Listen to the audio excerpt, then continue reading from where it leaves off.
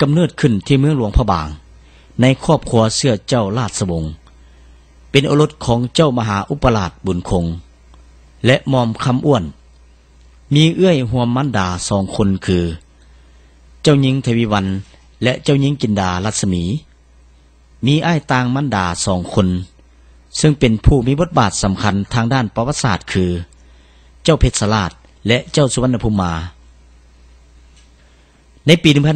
1938 ท่านสุวรรณวงศ์ได้สร้างครอบครัวกับนางเวียนทิกีน้ำป้าเวียงคำสุพรรณวงศ์ซึ่งเป็นบุตรสาวของท่านเวียนวันสูงและนางเลทิแง่แล้วมีเป็นมาการนำมันว่าท่านสุพรรณวงศ์เป็นว่าผู้มาสีนำและมาขุดนำอีดีเนาะเขาก็เห็นก็เลยห่วมงานก็เลยอยู่หมอนั่นละอื่นมาสั่นเวลาขุดนะก็เห็นว่าท่าที่ของเพิ่นกับแบบกรรมกรล็อกเพิ่น